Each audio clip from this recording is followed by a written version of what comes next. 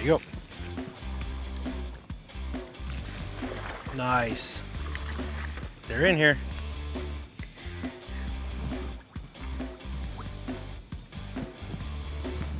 Come here, you. Glenn's getting the net. Come here, baby. Come here. Come here. Oh, come on, Glenn. Come on, Glenn. There we go. There we go. He's got a sword in his tongue. Yeah, he does.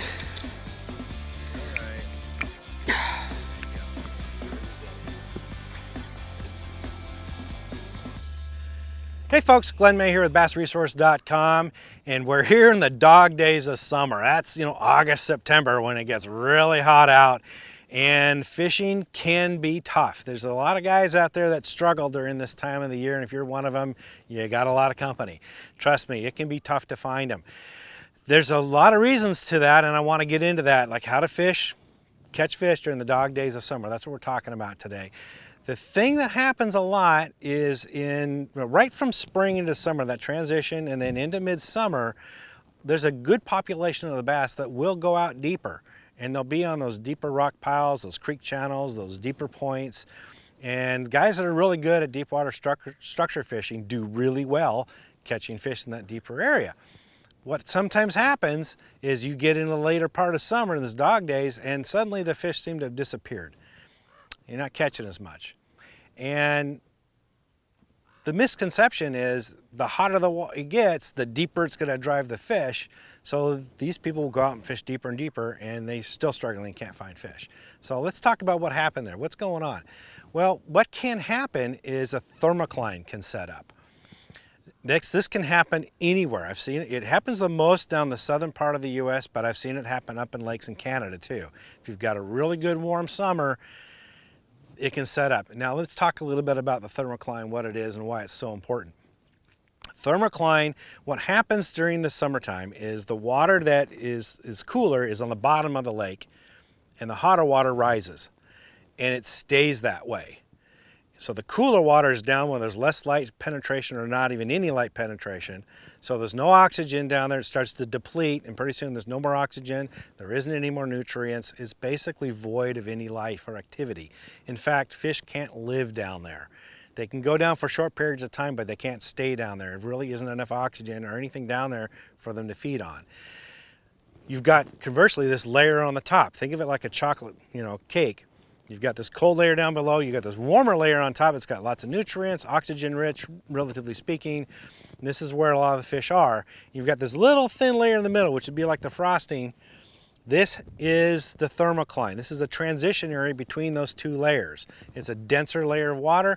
It usually collects a lot of debris and, like weed particles and algae and other things in there. So that's a good thing because you can see it if you have a depth finder.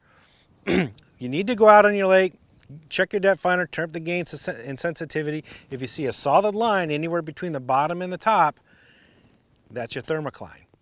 Okay, it's a dark band, just straight horizontal. Anything below that, don't fish. And this is what can happen is these people have been fishing deeper water in the early and mid part of summer. Now those areas are below that thermocline. And they think, okay, I need to keep fishing deeper. See, if the thought here doesn't work because there isn't any fish. You need to know where that thermocline is and come up above that. And mind you, you can go one weekend and you won't see the thermocline at all, but it'll set up and the next weekend it'll be there. Also, as the temperature is warm, that thermocline will tend to move up. So it's important to check for it every time you go out this time of year to see if your lake's got a thermocline on it.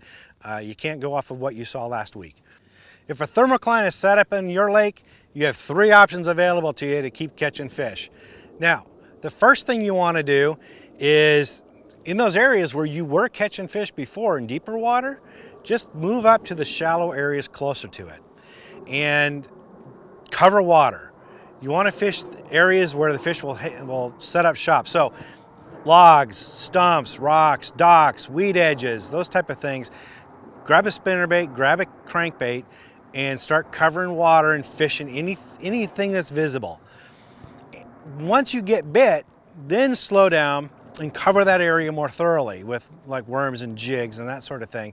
Because the fish have schooled up, they're going to congregate more. The thermocline tends to concentrate fish.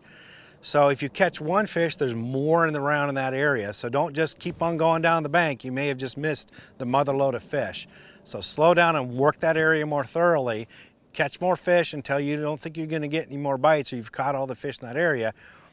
Then speed up again, pick up that crankbait or spinnerbait and just keep on going down the bank, covering more water until you connect with another fish. Rinse, lather, repeat. Now there is an exception to fishing these schooling bass, and that is the big ones. Big ones, the big lunkers, those are the ones like 5-6 pounds and above. They tend to be loners this time of year. So you can go down, let's say a little creek channel, a little break in the creek channel, and you're fishing rocks and stumps along there, and you'll catch a big one. You may have to go another 500 yards down that creek channel, maybe even a mile, before you catch another big one. They just tend to be one at a time, little loners. Now, that might not be a bad thing if you want big fish, especially if you're fishing a tournament. All you need is 5 big ones. So it can be a little bit tedious, a little bit slower, but you can end up with a really big bag if you want to target big fish. Just, it's not like when you're fishing schooling bass where you slow down and you fish the area more thoroughly when you get one. In this instance, if it's a really big one, there's usually not going to be another big one around. So just keep on going and keep fishing that structure where you cut that big one off of, and you probably catch some more. That's one option, one of 3. The second option out of the 3 is if you're fishing a lake or reservoir that's river fed, go up to the shallow part of that lake. Get up there where that river is and fish that current. If you can get in the river, even better. Current does a number of things. It brings in cooler water. It brings in oxygen-rich water. And that current positions the fish behind anything that breaks that current, be it rocks, logs, wing dams, it could be bridge pilings, what have you. And so it makes it a little bit easier to find those fish. You just got to fish those eddies and those breaks where those fish set up in that slack water area ready to dart out in that current and grab a meal and go back in there. So just bring your lure right down those current breaks, right on the edge. You'll see that between that transition between the eddy and the current. There's a current seam. That's where you want to get your lure to drift into, because that's where the bass will strike it. So you can fish those areas. I know a lot of guys who've won tournaments that way. A bunch of guys out there fishing deeper structure and deep weed lines and having a hard time catching a limit. And these other guys go up in the shallow water areas and just crush them. You know, get upstream, get up in that current.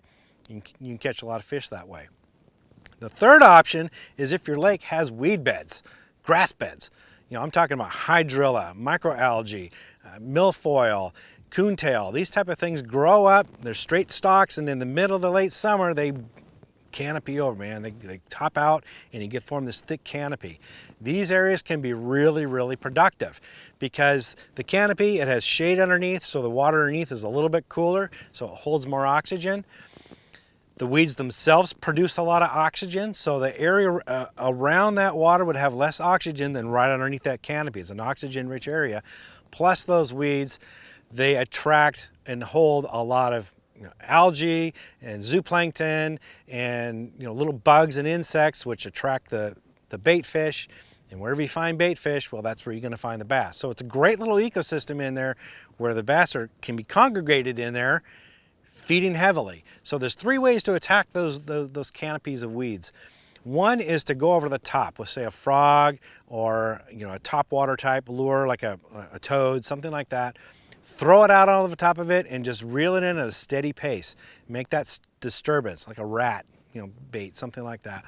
The bass will be able to track that disturbance and they'll blast it, a lot of times right through that canopy without warning. It can be startling. It can scare the bejeebies out of you. The thing you got to do is when you see that blow up, you got to resist setting the hook right away. If you're not getting bit that way, you can go to the edges of those weeds and you can fish those with, you can probe the edges and the depths with crankbaits, with spinnerbaits, with worms, with jigs, with soft plastic stick baits. I like to fish soft plastic stick baits myself, the nice slow, enticing fall. The idea here is to get these fish to come out underneath that canopy to attack that lure. And a lot of times the more active fish are on those edges, patrolling around looking for those bait fish. So you can catch a lot of those active fish along there. Crankbaits work really well if you can prevent them from getting snagged in those weeds. Spinnerbaits work really well as well. If probing the edges doesn't work, then you got to go and dig them out. And what I do is I'll take a jig or a plastic creature bait. For example, a rage tail, rage bug, for example, works really well. Any kind of a beaver style bait, small compact 4 or 5 inch bait works really well because you want to get through the canopy. So anything that's got a lot of appendages on it, or a big long tail like a sickle tail worm or something, can get hung up in those weeds and it won't get through. And you want to put a heavy weight on it, like a 1/2 ounce to 1.5 ounce weight, bullet sinker. And the idea here is you take it and you throw it up in the air and let it come down, and it will punch through that canopy to where those fish are waiting. That's the key. A lot of times once it punches through, it gets bit right away. It's just a reaction strike, something suddenly appears right before them, it looks like something that's alive, and boom, you get nailed right away. But if you don't, you just let it get down to the bottom and jig it on the bottom and work it like you normally would a plastic bait or a jig, just dragging it or popping it off the bottom. But those are basically the 3 different options you have available to you when a thermocline sets up. If you do that, I guarantee you that you are going to catch fish even during the dog days of summer. I hope that helps. For more tips and tricks like this, visit bassresource.com.